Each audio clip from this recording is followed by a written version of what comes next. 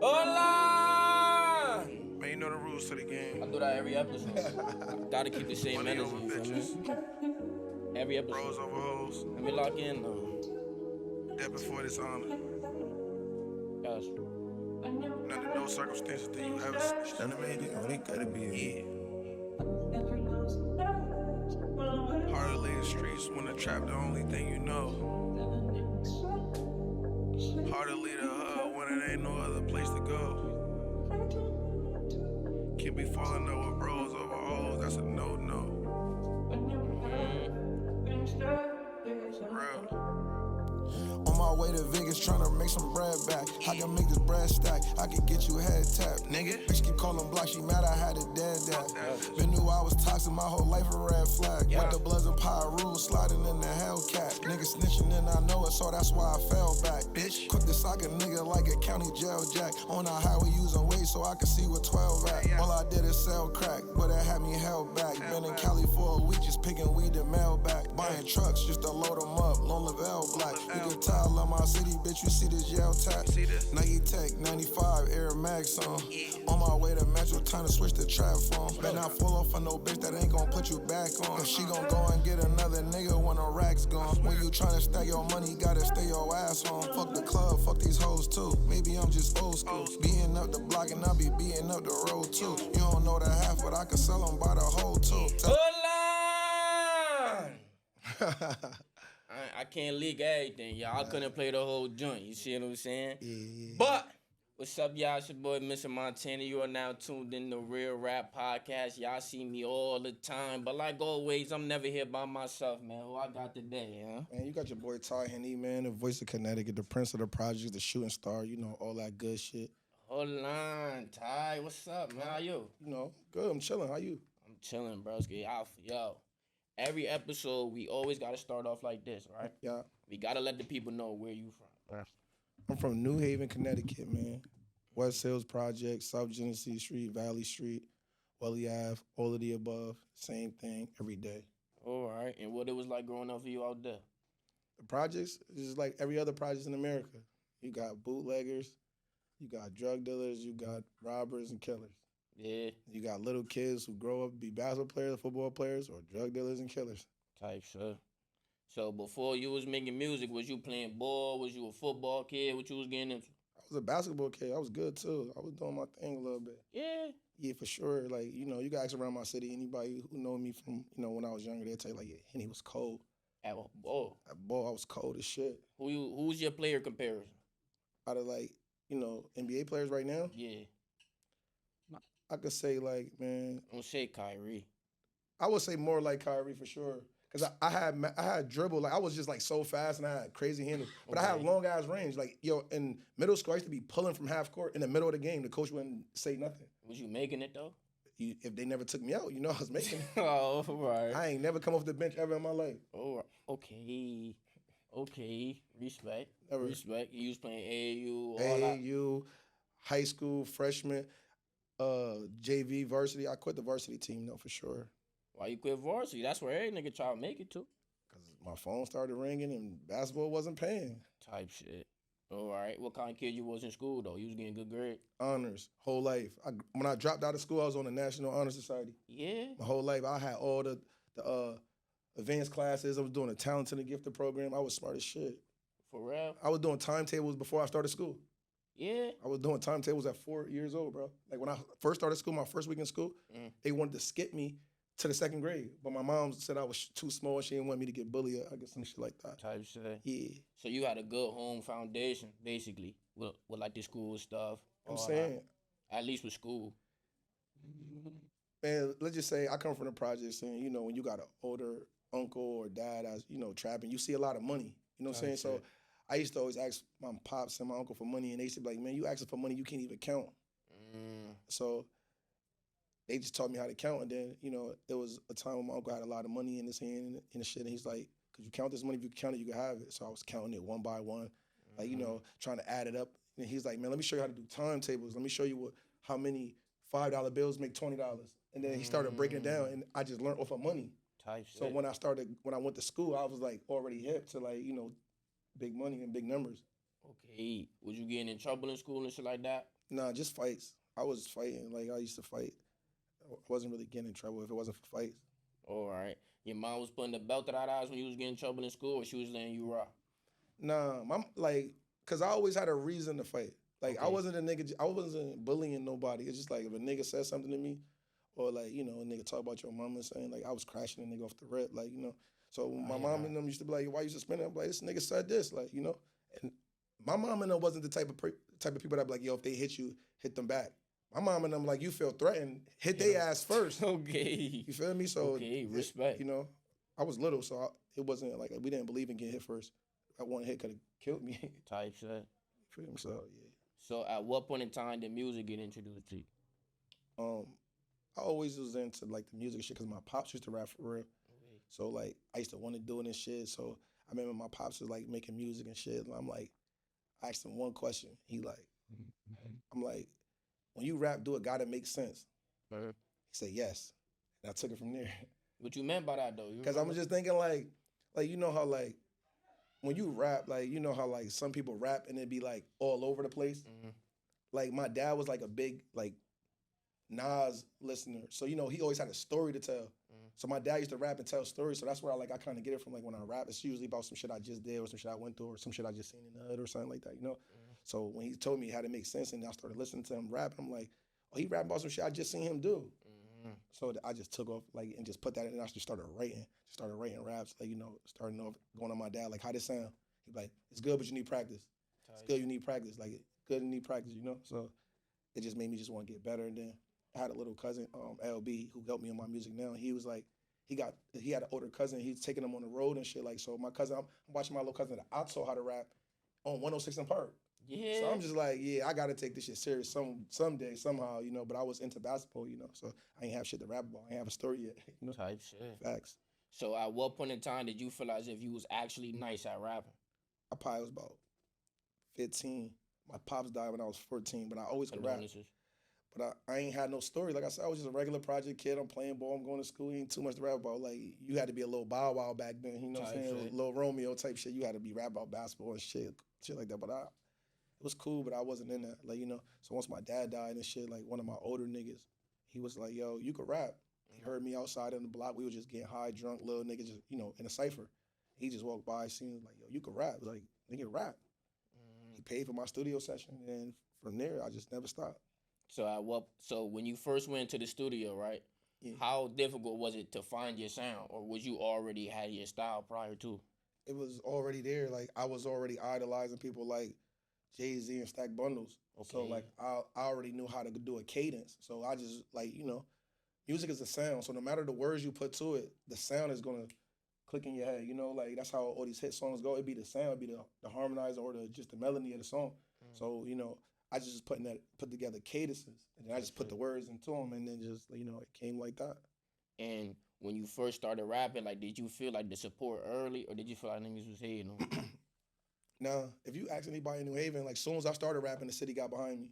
Like, the city was Yeah. behind me before I even knew it, because I never left my projects. You know what I'm Okay. saying? I just go in town. He's like, yo, I heard that shit. Like, you know what I'm saying? They put together a tape for me.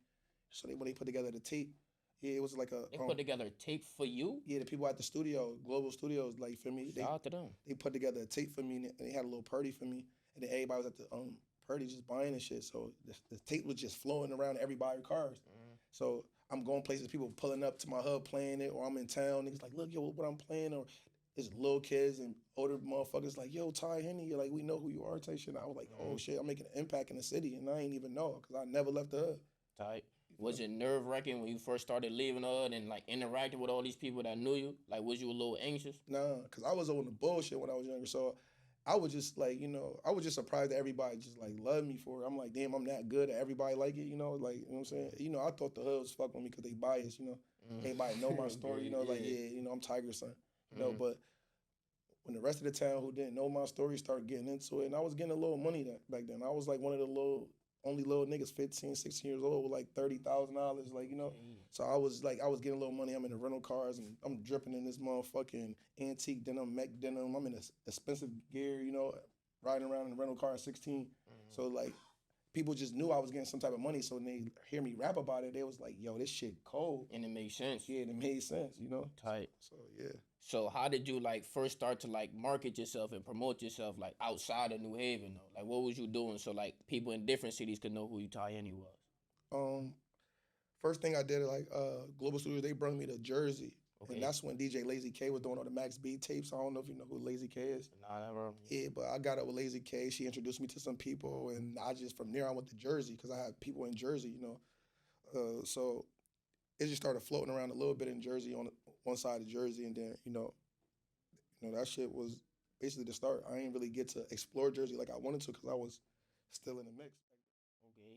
And then like was you doing shows and stuff like that? Cause I know you probably was nice already in the studio, you had your sound. Yeah. But when you doing shows and stuff, people get stage fright. Nah, my shows was lit from the beginning. Like you Yeah. could ask anybody who was there from the beginning. My shows used to be packed loud. I never had to even rap because the people knew the words. Already. Yeah, I so see. it's like, you know, it was like, that's why it was so easy for me and why it was like so, like, you know, so good for me to do because it's like people actually interacted with my music. Like when I first started putting out videos on YouTube, YouTube wasn't even popping like that because you couldn't go on YouTube on your phone. You had to go on the computer. Type shit. And my videos was doing 50,000 back then. You know what I'm saying? Like, so that was a big number for a local artist to be doing 50,000 and everybody got to watch it on the computer. You know what I'm saying? So it was like, I was like damn near like a hood famous in a sense. So it was like,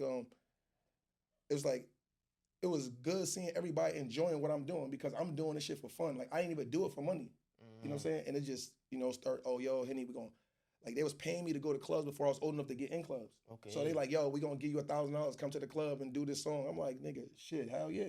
Fuck like, it. you know what I'm saying? And I'm like, shit, I'm getting money from it. Then when they start selling my CDs, I used to get, no lie, bro, I used to get 100 CDs, right?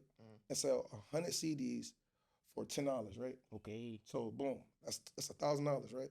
So boom, what I used to do right after I dropped the CD, I wait like 2 more weeks, right? And then I would go get another CD like a deluxe, Okay. right? Add a couple more songs and sell it again. So I'm like, mind you, I'm in a trap at this time. I'm a young nigga. I'm doing what I'm doing. I'm making $1,000 off music in a day.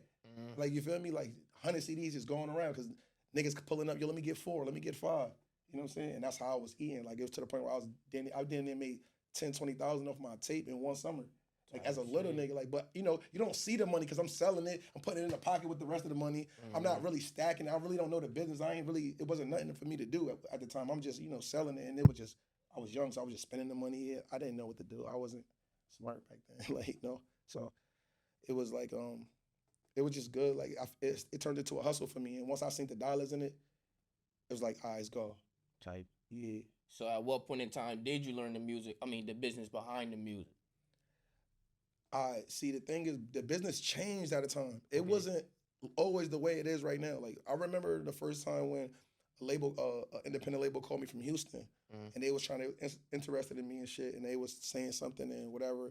And I was too young to understand the business, and I probably would have signed it, but the way, like, I started, like, really fucking with Global Studios to the point where they was managing me, and I guess it didn't fit the criteria of what they was trying to do, and they was saying, like, you know, how to get the money, and it wasn't really big on streams and shit too much back then, you know? So streams was just now coming out. It was more like sales, tapes. Okay. You feel me? And niggas wasn't really doing sales of tapes unless you had like a big ass distributor, like you had a deal, like, cause you had to be at FYI and Best Buy and shit like that to really have them units and with them barcodes. It was more shit to it then. And then it's like, all right, then we finally get hip to this. Then it changed to streaming. And now when you see the streaming game, it's like, all right, nigga, you hot, but your streams ain't as big as the buys. Now it's like, all right, yeah, what you doing ain't big enough to get the deal that you want because your streams ain't high. Like when you doing streaming now, your numbers got to be way higher to get a deal than they did when you had to sell units. Okay. You feel me? So you got to just keep changing with the shit. It was more like promotion on digital platforms. So you know what I'm saying? So that was new to me, and I learned it late, you know. So. And I was in and out of jail, so like shit was changing all the time. So like, what was that adjustment like for you as an artist? Like going from having to sell like CDs to the streaming. Like, what did you feel as if you had to change yourself as an artist to adjust to that? Me personally, I just felt like, you know, like you just gotta have music that people will listen to 100 times. We from a small state, so you know these big artists, they got a bigger fan base or bigger audience based on geographical data, you know. So if we from Connecticut, let's just say you're a Connecticut artist, man, and let's say this what the labels told me, right? So Connecticut got 1 million people probably in the whole state, right? And then out of the 1 million people in Connecticut, probably 300 to 400,000 at the most are black, Type. right? And then out of 300 or 400,000 that's black, they're split up into 3, 4, 5 big cities, major cities, right? So not counting the other little cities that got black people in, and we just talking about the major cities, right? And then them cities, everybody got an artist in every neighborhood. Type shit. So you fighting against too many numbers. You know what I'm saying? So it's like you got, let's say out of 300,000, we probably only got 10,000 people who actually even listen to the music. Now we need something that 10,000 people gonna listen to 1,000 times to even make it make sense. Okay. Or you got to do like NBA YoungBoy and drop so much music that your streams just adding up and they everywhere. Okay. You know, so that's how it goes. Like with the numbers, and that's the hardest part. That's why nobody in Connecticut is really breaking through, is because we so divided. You know what I'm saying? If people could put the fan bases together, we'd be getting deals like nothing. I know mad niggas in Detroit who do just a little bit more numbers like than average niggas out here. You know, and it's the fact that in Detroit that they see the vision, because they're like, yo, if we give him a hot song, it's gonna leave Detroit because everybody's so tapped in. Bridgeport music is only tapped into Bridgeport music. Type. New Haven music is only tapped into New Haven music. You barely see Bridgeport, New Haven, Hartford, Waterbury artists with another Bridgeport, New Haven, Hartford, Waterbury artist on it. Type You shit. know what I'm saying? Like there's no collaboration. So it's like when you listen to it, this shit only gonna go 50 blocks. Word. You know what I'm saying? So that's what I learned. I learned how to just be more open to collaborate, you know? So it's like to put the numbers together. If I find a young nigga who hot, and I'll be like, yo, if I see he doing 5,000 views on YouTube, don't sound like much. But if I'm doing 20 to 30, 40, 50,000, whatever I could be doing, you know? So I got shit that's got 70, 90,000. So let's just say that, right? And I could do a song with him. Maybe the collaboration would turn him up. Type. Right? Yeah. And maybe this collaboration could get my 50,000 streams to 60,000 streams or 70,000 streams that we could collectively have and be like, yo, look, if we collectively do this on a bigger basis, on a more frequent basis, we could go pull up to the labels like, nigga, we got 10 videos at 100,000. Give us a bag, and they gonna do it, you know? Because it makes sense at that point in Because time. it makes sense, because they looking at it like you did 100,000 views 10 times with no budget. Yeah. So if we gave you a budget, you probably be doing 1 million. You know what I'm saying? type shit, So that's how yeah. they look at they numbers and the estimate and shit like that. So it's just a lot. So that's all the shit I learned, and I'm just taking it in because on the other end of this rap shit, I want to get into executive side. I want to be the person that get the money and take the little niggas off the street, because all the niggas that's rapping that's really got talent, they still outside risking their life. Type. So, you know, like, labels look at that too. Like, you know, like, you're a risk. Like, you know what I'm saying? We invest into you, it might not be a good investment. So I want to be the nigga to get some money and be like, yo, little nigga, look, I'm gonna give you $30,000. Stop doing what you're doing right now, rap. I'm gonna give you a label chain, make you feel good. We're gonna buy you a nice little car, and you're gonna rap. You're gonna have this image, and everybody's gonna see that you got pape. And when you got pape, everybody get behind you. Everybody wanna be next to the nigga with money. Type shit. So if you could take a young nigga, give him some money, all the young niggas gonna love him. Yeah. So, you know, I just wanna be that guy. All right. So speaking of collaborations, Yeah. I seen you collab with Sholey from out here. Yeah, Sholey, my boy. Speak to that. How did that come about? Man, Sholey's just my brother for real. He called me like, bro, I got a track pull up. I'm like, all right. Like, me and Sholey got a tape coming out. So, like, it's just easy with him. Like, he's just super duper lyrical. He into the music shit way more than me. Like, he always be like, bro, I got an idea for you. He might call me like, yo, bro, I got an idea for you. It just came to me. And just give me a whole idea on the music. Like, you know, he's like super duper in tune. Like, he a smart nigga when it comes to music. So whenever he called me or something like that, I just go. So when he called me, say, yo, I got the song. Pull up. I'm pulling up right now. That's my brother. All right. Shout out to Sholey. Shout out to Show Love. For real. Now, also seen that a few years back, you had a collab with Herbo. Brought Herbo to New Haven. Yeah. How did that come about, bro? Speak to that. I tell the story a lot, but like, I didn't know who Herbo was. Speaking of that, he just hit me. He in Boston tonight. He wanted me to go up there, but I don't think I'm going. But I was at the studio one day in Bridgeport, matter of fact, right there. I want to say, what's that, Connecticut Ave or Stratford Ave? You know what I'm talking about over there on the east end? That big ass building? Yeah, I was there. Yeah. I was there. So, boom, that's when it was Ace Studio. So I was in there, whatever, I'm recording, just doing my shit. Big Mike hit me like, yo, the kid Lil Herb in town. Do you want a song with him? I'm like, no.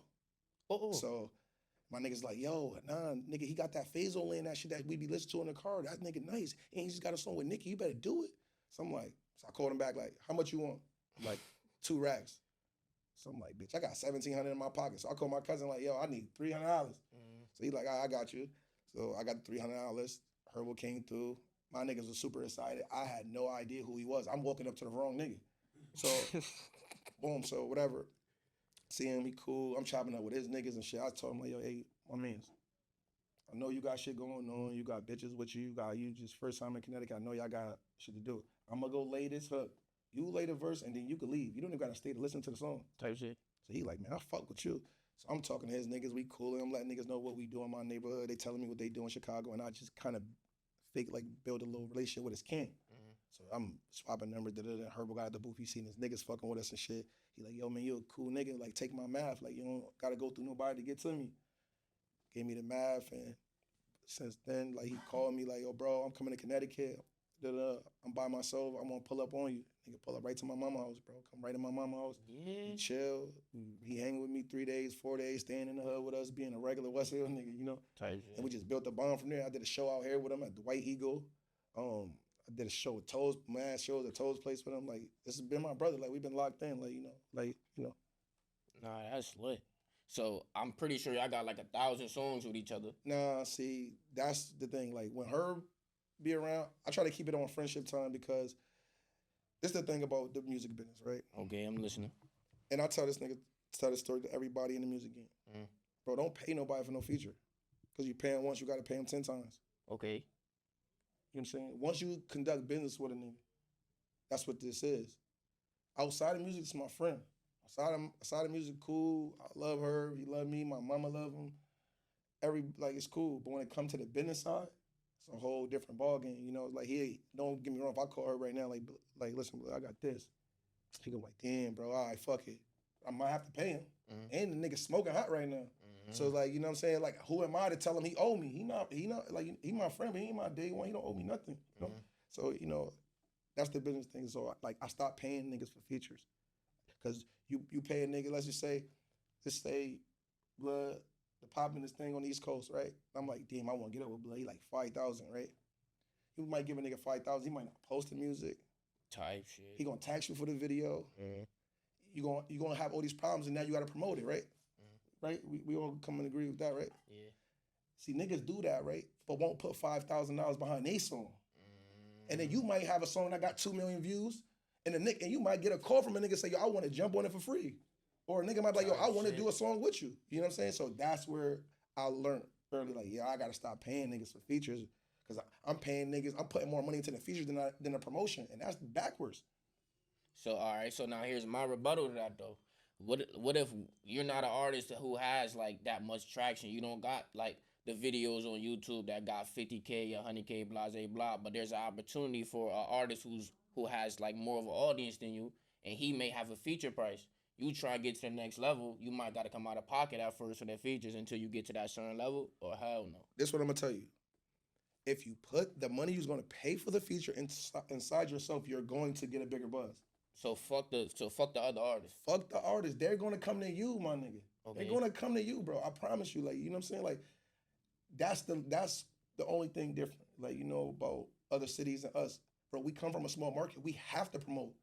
We don't have 1 million niggas in Bridgeport, 1 million niggas in Connecticut. Like, they have 1 million niggas or 2 million niggas inside of Los Angeles. Type shit. So if you got a popping song in Los Angeles, you liable to have 2 million streams just off Los Angeles. Type, okay. So we gotta put that money in promotion to get it everywhere else. You gonna do a song with a nigga, right? You gonna pay for him a feature, right? Say the shit go crazy. Let's just say it hit 1 million views, right? Let's just say 1 million. You did 1 million views with that. What's your next move? Because now without that money putting back in, your next song might not do 1 million views. Now the 1 million views looking like it's only 1 million views because of him. He's on the song, yeah. Exactly. So those his 1 million views, those not your 1 million views. Type. You know what I'm saying? So when people go look at your profile, your portfolio, nobody gonna want a feature from you. You know what I'm saying? Nobody like, I don't want a feature for him. Nigga, his last shit did 2,500 streams. That only song he got is with him. You know what I'm saying? And that's why I say put it into yourself. So when niggas do, if you do a feature, I'm not saying don't ever do a feature or ever pay. I just say that's what I wouldn't do because that's the business I tell niggas don't. Because if you put that into yourself and then now your catalog is 100,000 views on YouTube, 200,000 views, 300,000 views on YouTube, there's niggas gonna pay you. You know what I'm saying? And that's how you get it. You get them, you bring the money in. It's all money in. That's what Nipsey used to talk about. All money in. And just investing into yourself. And you, man. Why are you giving him your money?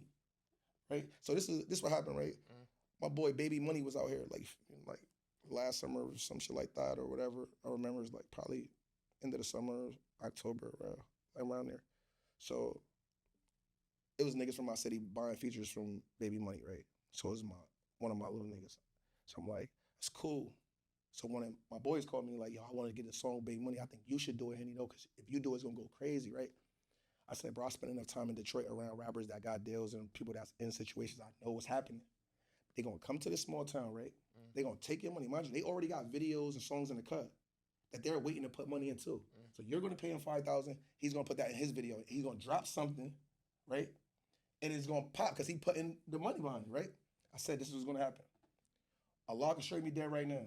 Soon as he left New Haven, he dropped the video. I said, I told you. I called him. I said, look, you see what's happening? He's like, yo, you said that. I said, bro, this is a all money in game. Type shit. Instead of paying him $5,000, but you could have shot a video with the best videographer in Connecticut and put the rest behind promo, and you would have had a bigger buzz than doing a song with Baby Money. Because you do the song with Baby Money, he's not posting it. You don't see him posting features from local people, right? He do features all the time. You don't see that on his page. Right? So now you still got to promote. So now you already $5,000 in. So now you about to be $10,000 in just to have a song popping. And niggas be popped after they give up that $5,000. You know what I'm saying? Type shit. So who's spending $10,000 on a song? You right. So let's just make it make sense business-wise. It's a hustle, right? Type. Let's say, all right, let's do it. Okay, now I got this question for you, right? And it's my favorite question I ask all the guests, and I feel like you're going to be able to give a good response. Yes. What's up, y'all? It's Mr. Montana, and this podcast is now brought to you by 95 Trafficking. Make sure y'all use promo code REALRAP for 15% off at checkout, man. Talk to the people. It's a real rap experience, man. Shout out to my guy, Mr. Montana. Yes. It's 95 Trafficking, man. We provide a drip all across the globe, man. Tap in with us. It's 95trafficking.com. If you want to follow us on Instagram, 95_trafficking. 1F2Ks ing.com. We providing the hoodies. We're providing a lot of exclusive drip, and it's going to keep coming around, man. You already know what we doing. So, boom, let's say if it's somebody, he trying to be a rapper, right? And he might got a job for me, but he got things that he got to take care of, rent, bills. And we men at the end of the day, so you need the little stuff, like you got to eat. You need like your t-shirts, like, you know, the little stuff, right? Yeah. But he do know that you might got to pay to get on certain platforms. You got to pay to get certain videographers, blah, blah, blah, right? How does somebody properly manage the money that they're making to take care of themselves and still be able to be a rapper? That goes into scheduling, all right? So, like, you got a plan. So, it's like, if you know you got a budget, let's just say, all right, this is the song I want to go, this is my next song release, this the video shoot. You get the budget. So if you're a working person, just put $300 every 2 weeks or every week, and then you make your first one, or whatever one you do, you got to make it count every time. Okay. When you put promotion on it, you're going to get feedback. Okay. Feel me? So now you say, I'm going to put a budget together for $7,000. I'll work on that. $7,000. I'm going to keep putting up $300. Mind you, the average person is not putting $7,000 behind a record. Type shit. So if you do that, you just got to make it count. Yeah. By the time you do that, I promise you it's going to be 5 to 10 local niggas that's going to give you $300 for a feature. Because you're going to have something trending. Everybody want to be on a song with people that's trending. Type shit. That's that. So it's all about the hustle, bro. This rap shit is really a hustle. So, like, you know, just making it count. Like, if your budget's small, make it count. Type.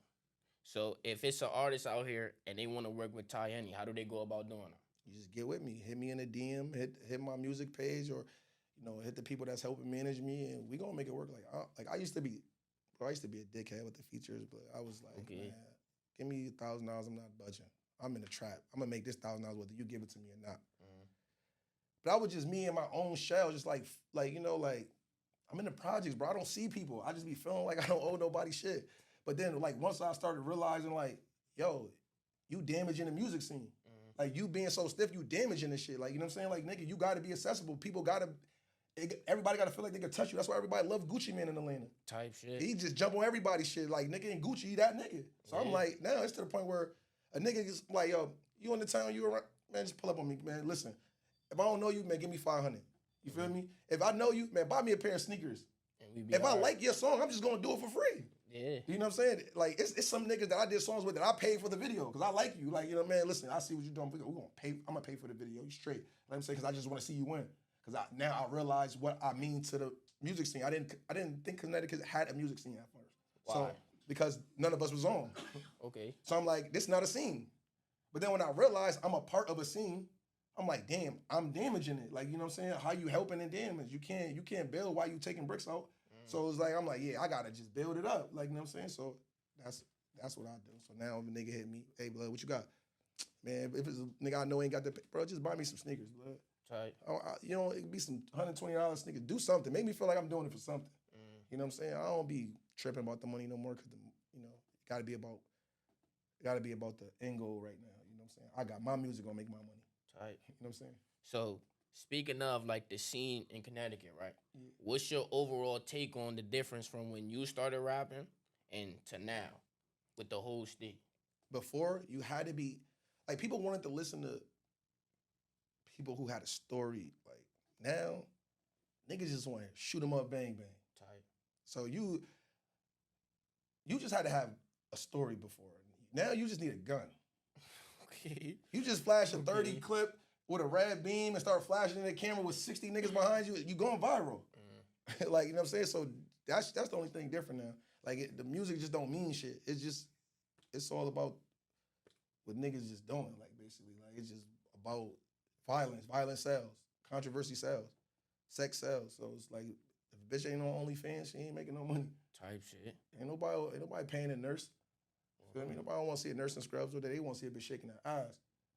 Okay. And don't nobody want to watch a nigga tell a story no more. Niggas want to watch guns and violence. Niggas who they want to see what's going on. They want to hear the lore behind the music. Yeah, or if you got a lot of paper, if you flashing a lot of money. You know what I'm saying? That's what people want to see, guns and money. Type. So let's go back to Henney music now, right? Yeah. So ultimately, like, do you feel as if you want to be like the greatest rapper of all time? Like, what's your ultimate end goal with the music? I just want to rap long enough to go to these labels, get this bag, then stop rapping. So you do want to be signed? I'm about to be the sacrificial lamb. Like, that's what I realized. That's what I'm in this for. I never wanted to be a rapper. Everybody else wanted me to be a rapper. Okay. I just did it because I was good. So what I'm gonna do is use my talent to take it and put it to the next generation. They go give me 500,000, bro. I promise you, there's gonna be 5 niggas from Connecticut that's popping right now. I'm gonna go, yo, get him, taking him, come here. Get out the streets, 50,000, Get out the streets, 50,000, 50,000, 50,000. Now you're gonna see 5 different niggas in different parts of Connecticut doing millions of views. Now we have a scene. Now when the labels be like, yo, we wanna sign these niggas, first of all, I'm not going into, oh, you signing me, you my artist. No, I'm signing you as a business proposal. This is money. We told it's a hustle. This is a transaction with money. Nigga, go get that money back. When you sign, give me my money plus some interest, and as you, take it. If a nigga gets signed for $1 million and I invested 50, I don't want 200,000. That's taking out of this nigga pocket. You know how hard it is to be a rapper after you sign? Yo, bro, just double my money. Give me $1. It's a double up. I'm a trapper. Niggas know how to trap. I want to double up. So if I got 5 niggas that I just did this to, right? Like, yo, that's a 500,000. That's coming back to me, just being a real nigga. Yeah. Now, these niggas forever gonna be indebted to me. You know why? They gonna be like, this nigga changed my life. Now, when I do start my label, right, and I got an artist that's gonna stay with me and do my distribution, these niggas gonna forever do features for me. Type shit. I owe you, Henney. You niggas, we locked in for life. It's all about one hand washing the other, both washing the face, and getting this money. You feel me? Nah, it's thorough. For sure. Nah, that's thorough. So now when it comes down to an artist, right, and they want to, like, get to the next level with their music, do you recommend that they stay, like, the independent route? Or do you tell them, yo, go get the bag, chase being a superstar, go to the label, blah, blah, blah? How you feel about that? You know what I'm gonna ask them first? Yeah. Are you comfortable? What that mean? Do you got money? Is your mama straight? Is your mama bills paid? Do she live in the hood? Do she got a car? Do you got a car? Do you got kids? Do they need anything? Do your baby mama need anything? From them questions, I'm gonna give them the answer. If We say nobody's doing good. He's not rich. He's working a 9 to 5. Go get that money, nigga. Yeah. Go get the money, bro. Why is you gonna pass out the money? Nigga, we live in Connecticut. Bitch, you could get shot today. It's over. Go get that money. At least if you in a bad situation right now, because people take bad deals all the time. But you know who benefit from it? The family. Yeah. Your kids. Sometimes you gotta be the sacrificial lamb, my nigga. Sometimes you gotta be the nigga who put the work in for everybody else to eat. So how you know the difference between a good deal and a bad deal? What if somebody scared to sign because they hear about all these people who can't release their music because they're in bad contracts or in bad standards with the label? All right, so this is what I'll say, right? This is me personally. Say if I sign a deal, right, and I end up in a bullshit ass deal, right? Yeah. Can't drop no music for 5 years or some shit. Bitch, I got the money. That's the money. We came in this shit to be wealthy. Who the fuck want to be famous and broke? That's where everybody go wrong. They get the money and just want to be famous. Bitch, keep the money. You got the money now. Even if you don't put out no music, bitch, you living regular. You got a life now. You don't got to go back to the hood. You made it. You made it. If you could take yourself out the hood and survive, and you and your family, you made it.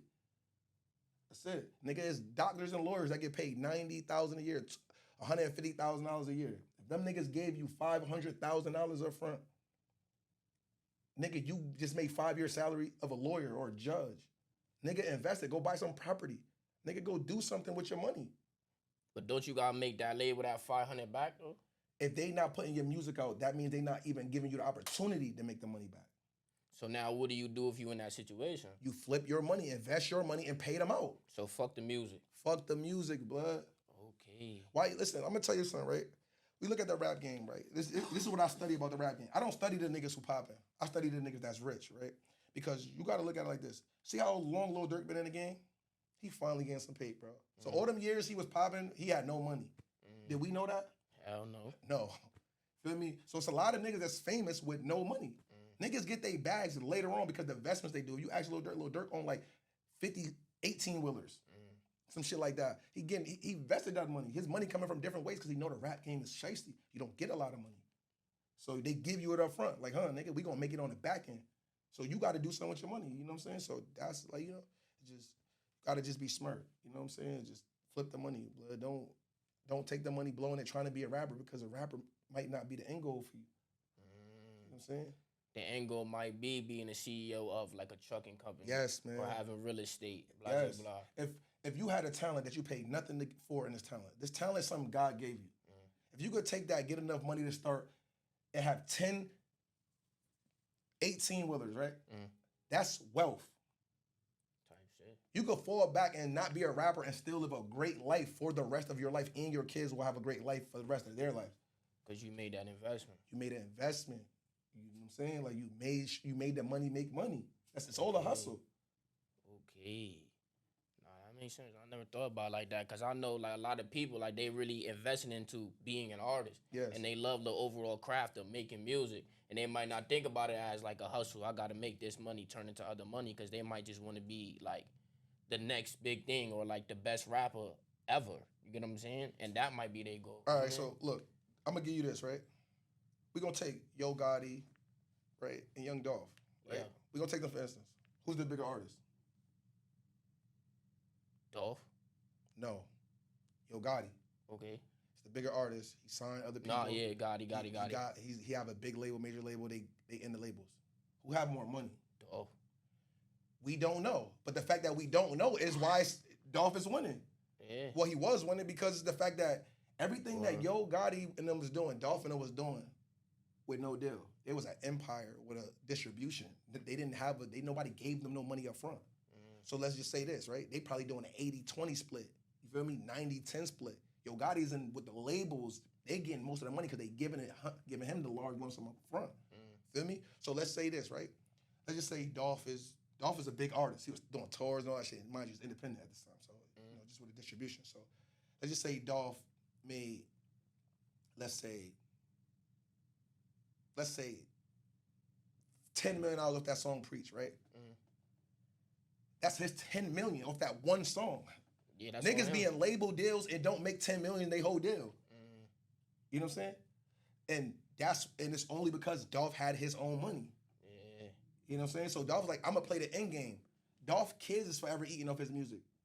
niggas who be signed, they don't even own a master sometimes. At all. They kids not even straight. You know what I'm saying? They gotta invest in other shit. So it's all about the money, bro. It's all about what you do, and it's all about how you are as a hustler. Like it's all a hustle. Like, you know, it's a game, bro. It's an industry.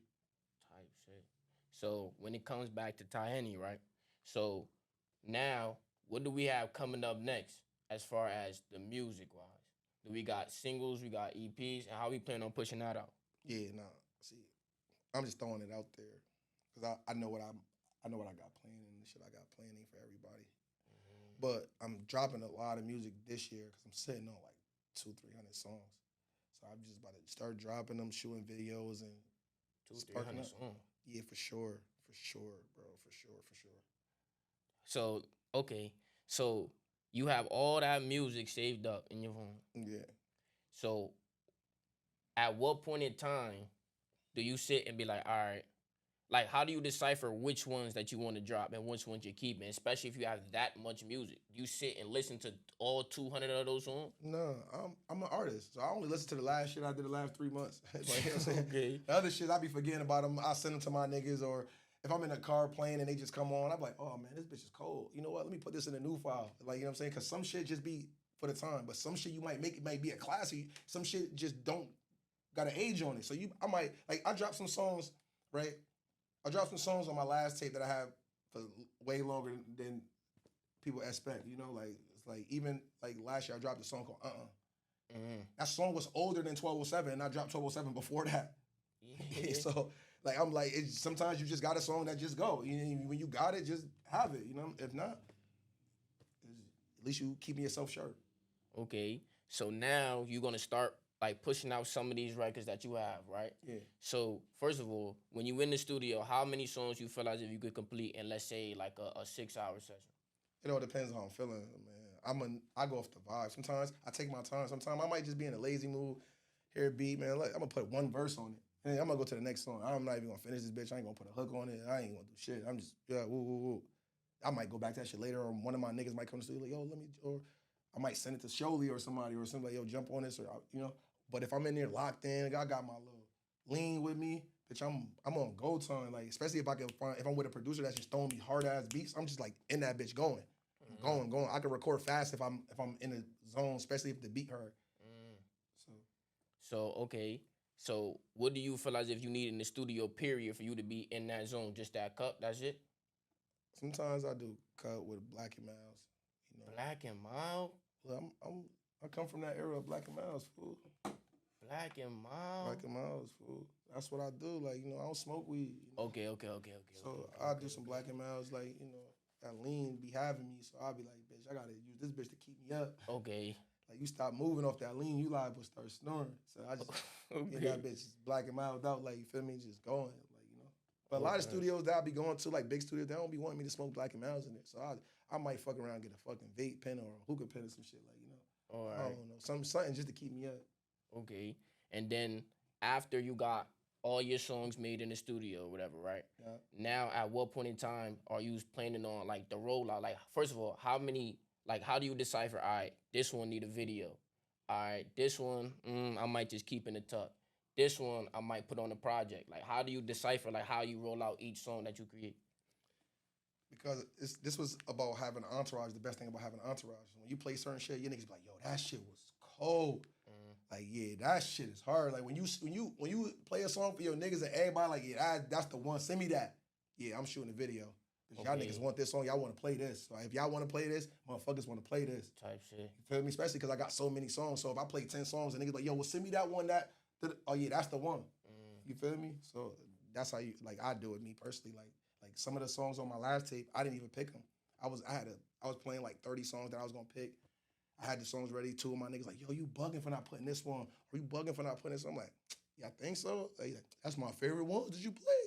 Fuck it, I'm gonna put them up there. And then people love those songs, like, you know. Type shit. So you just gotta listen to you make music for people. You don't make it for yourself for real. Like, you Type know? shit, yeah. So if you making music just for you, then you're not a rapper. You're just an artist that just, you know, like, in your own world.